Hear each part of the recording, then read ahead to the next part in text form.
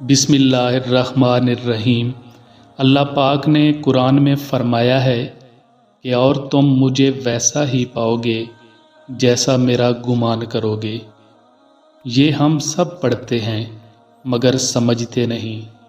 کیا تم جانتے ہو کہ جب حضرت موسیٰ علیہ السلام کے پیچھے فوج لگی ہوئی تھی تو اللہ نے کیوں سمندر کو 2 حصوں میں بانٹ دیا؟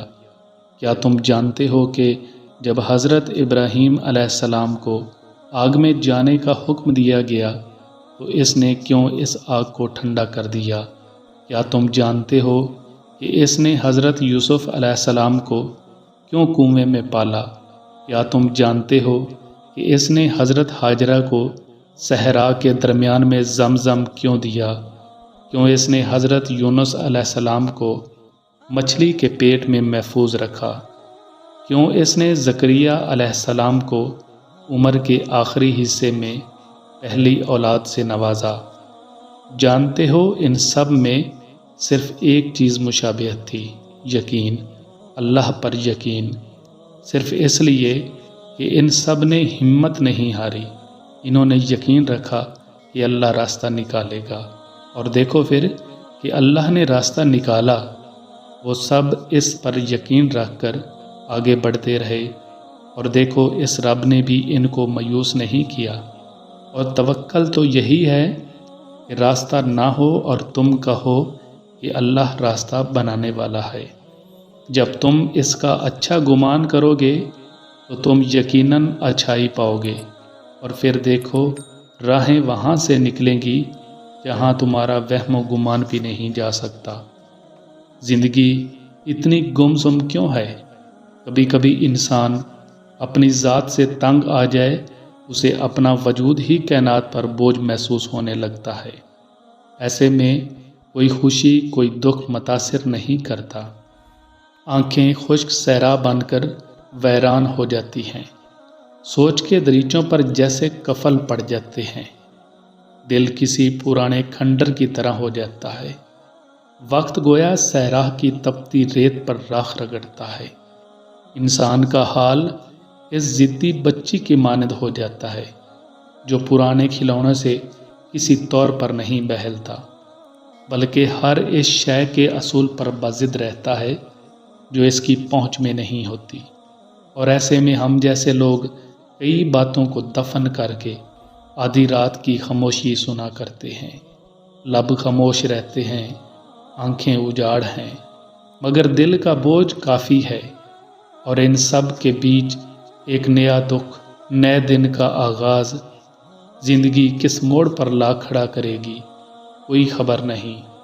جی چاہتا ہے کہ رات کے پچھلے پہر ویران سڑکوں پر زندگی کو ڈھونڈنے نکلوں، آسمان والے سے دل کی باتیں کہوں، اپنے اللہ سے پوچھوں کہ زندگی اتنی گمسم کیوں ہے، کہیں اپنا پتہ کیوں نہیں دیتی، صبر آخر اتنا مشکل کیوں ہوتا ہے، اور مسئلہ یہ ہے کہ اس کے بغیر چین بھی نہیں ملتا۔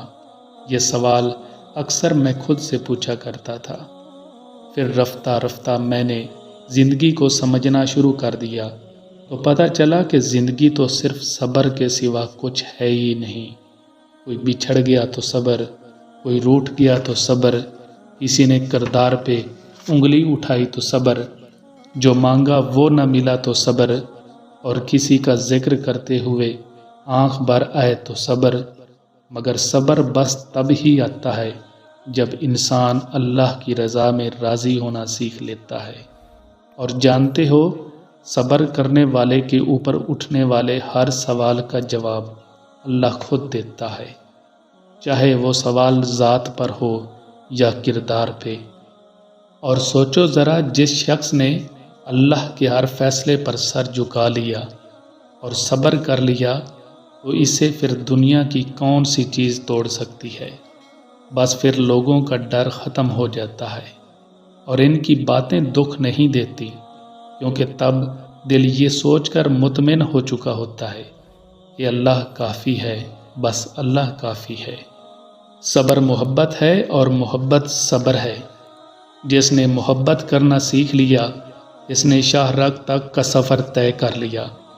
اور جس نے صبر کرنا سیکھ لیا، جس نے اپنے اندر اللہ کے درمیان حائل ہونے والا ہر فاصلہ ختم کر لیا، اللہ نے جس کو جو سمجھانا ہوتا ہے وہ سمجھا دیتا ہے۔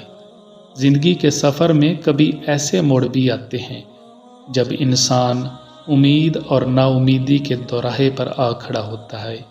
امید اللہ پر یقین ہے اور نا امیدی اللہ کا انکار، ایسی ذات کا انکار جو ہر چیز پر قادر ہے۔ اسی لیے نا امیدی کو کفر کہا گیا ہے۔ حضرت یعقوب علیہ السلام نے اپنے بیٹوں کو جب حضرت یوسف علیہ السلام کی تلاش پر روانہ کیا تو فرمایا کہ خدا کی رحمت سے نا امید نہ ہونا، کیونکہ خدا کی رحمت سے نا امید صرف کافر لوگ ہوتے ہیں۔ اللہ کی طرف دیکھ کر امید پیدا ہوتی ہے اور دنیا کی طرف دیکھ کر نا امیدی پیدا ہوتی ہے۔ بس امیدی اور نا امیدی کے بیچ میں اللہ ہے، اللہ ہی ہے اور بس اللہ ہی ہے۔